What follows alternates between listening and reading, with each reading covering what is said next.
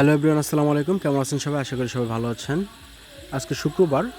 আজকে আমরা জুমার নামাজ আদায় করার জন্য যাচ্ছি সেই টাঙ্গাইলের ঐতিহ্যবাহী 201 গম্বুজ মসজিদে। আমি বাসা থেকে বের হয়েছি আর কি। আমি আর আমাদের মাদ্রাসার হাফেজ সাহেব দুইজনে আর কি প্ল্যান করেছি যে জুমার নামাজটা আজকে ওইখানে গিয়ে পড়বো। হাফেজ সাহেব বললো ওনার কিছু কাজ আছে আর কি, তো ভাবলাম যে জুমার নামাজটা এখানে আদায় করা যায়। বাসাতে বের হইলাম আর কি। বের হয়ে হাফেজ সাহেব যেহেতু মাদ্রাসায় আছে, উনি আমাকে টাইম দিয়েছিল ঠিক 12টায়, কিন্তু আমি 12টার 2-3 মিনিট আগেই চলে আসি আর কি মাদ্রাসায়। তো উনি এখনও ওনার রাস্তায় কোনো খোঁজ পায় নাই। তো মাদ্রাসায় চলে আসলাম সরাসরি উনি মাদ্রাসায় কী করে বা রেডি হয়েছে কিনা দেখার জন্য। তো ধীরে ধীরে আমি মাদ্রাসা মাঠে প্রবেশ করলাম। তো মাদ্রাসার ভিতরে গিয়ে দেখি উনি মাত্র গোসল শেষ করেছেন, এখনও রেডি হন নাই, শরীর মুছতেছেন। এমন তো আমরা চলে আসছি। তো ওনারা কিছু ঝাড়ি টাড়ি দেওয়ার পর উনি আর কি রেডি হয়ে তাড়াতাড়ি বের হয়ে আসলো।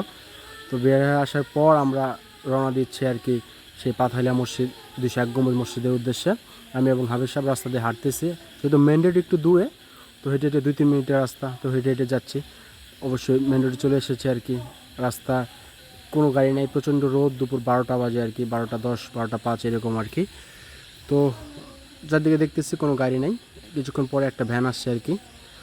তো আমরা সিদ্ধান্ত নিলাম যে যেহেতু গরম, তো ভ্যান দিয়ে যাই, অনেক বাতাস লাগবে, প্লাস সব কিছু এনজয় করা যাবে আর কি। তো আমরা রওনা দিলাম আর কি 201 গম্বুজ মসজিদের উদ্দেশ্যে ভ্যানে করেই। তারপর ধীরে ধীরে আমাদের যাত্রা শুরু হলো। শুরু হওয়ার পরে আমরা যমুনা নদীর পাড়ে চলে আসি। যে নদীর পানি কিন্তু এখন অনেক বাড়তি, প্রায় রাস্তা ছুঁই ছুঁই অবস্থা।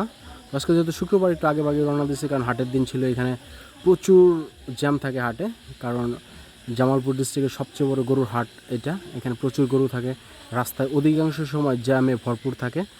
তো আমাদের উদ্দেশ্যে একটু আগে ভাগে যাওয়া, ওইখানে আগে ভাগে গেলে নামাজটা পড়তে পারবো সব নিরালায় আর কি, খুব সুন্দরভাবে। তো দেখতে দেখতে চলে আসলাম। এটা হচ্ছে ভেঙ্গুলা ব্রিজ। তো ব্রিজ পার হচ্ছে, চারদিকে পানি থই থই অবস্থা, বন্যার পরিবেশ সৃষ্টি হয়েছে। তো একটা মজার ব্যাপার হলো, এটা হচ্ছে আর কি জামালপুর ডিস্ট্রিক্টের শেষ সীমানা। এই ব্রিজটা পার হলো এই সাইডে হচ্ছে টাঙ্গাইল। তো আমরা টাঙ্গাইল দিয়ে চলে আসছি আস্তে আস্তে। ভেঙ্গুলা পার হয়ে ঝাওয়াল খেলার মাঠ, সুন্দর একটা মাঠ। এইখানে প্রচুর ক্রিকেট টুর্নামেন্ট হয়। এবছর একটা টুর্নামেন্ট চলে আসা সম্ভব, চমৎকার। ফাইনালটা এখনও হয়নি, হবে আর কি। তো আমাদের যাত্রা হচ্ছে 201 গম্বুজ মসজিদ। ধীরে ধীরে আমরা চলে আসছি আর কি কাছাকাছি। এটা হচ্ছে ঝাওয়াল।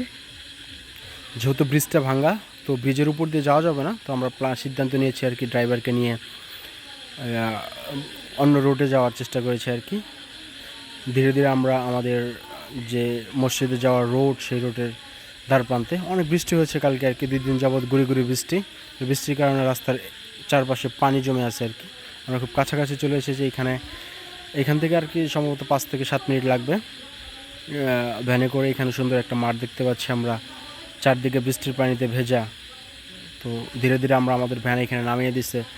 নদী পার হয়ে যেতে হবে আর কি, যেহেতু আমরা ওইখানে রাস্তা ভাঙ্গা থাকার কারণে যেতে পারিনি, চারদিকে থই থই পানি। তো নৌকা ওই সাইডে এখনও নৌকা আসে না, ওই যে নৌকা দেখা যাচ্ছে। তো মানুষজন অপেক্ষা করতেছে নৌকার জন্য, তো আমরা অপেক্ষা করতেছি একটু।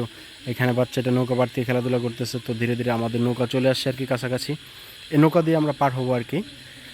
পার হওয়ার এক পর্যায়ে নৌকা আমাদের কাছে চলে আসলো, মানুষজন নামতেছে, নামা শেষ করলো এবং আমরা উঠবো আর কি। আমরা ওঠার জন্য তৈরি হলাম, রওনা দিলাম। তো আমরা নৌকা উঠে পৌঁছালাম। তো এইখানে মামাকে জিজ্ঞেস করলাম, মামা ভাড়া কত করে? মামা বললো 5 টাকা করে পাঁচজন। তো আমরা ভাড়া দিয়ে দিলাম। ভাড়া দিয়ে দেওয়ার পর আমাদের যাত্রা শুরু হবে আর কি। এখানে নদী পার হইতে খুব অল্প সময়ের ভিতরে পার হয়ে যাব। নদী পার হলে এই সাইডে আমরা ধীরে ধীরে নদী পার হয়ে যাচ্ছি। নদী পার হয়ে গেছি আর কি। তো এখান থেকে নেমে আমাদের যে পাথাইলা মসজিদ দেখা যাচ্ছে, এখানে নামলেই মসজিদ। একটু পার হয়ে রাস্তা দিয়ে 2-3 মিনিট হাঁটলে এবং কি আমরা হেঁটে পার হচ্ছি। এখানে খুব চিপা রাস্তা, যদিও বৃষ্টি হচ্ছে রাস্তায়। এই যে দেখতে দেখতে আমরা 201 গম্বুজ মসজিদে চলে আসি। আমাদের প্ল্যান হচ্ছে প্রথমে আমরা গিয়ে অজু করবো, প্লাস দেন নামাজ আদায় করব। তারপরে যদি যে কাজগুলো আছে আমরা সম্পূর্ণ করব। এখানে অজু করার জন্য আমরা আসতেছি। এখানে প্রচুর মহিলা মানুষ, মেয়ে মানুষ, কারণ হচ্ছে যে এখানে মেয়েদের নামাজের সুব্যবস্থা আছে। যেহেতু অনেক বড় একটা মসজিদ, সকলের ইচ্ছা থাকে যে এখানে কি নামাজ আদায় করার জন্য। আমরা অজু শেষ করলাম, অজু শেষ করে মসজিদের দিকে রওনা দিয়েছি।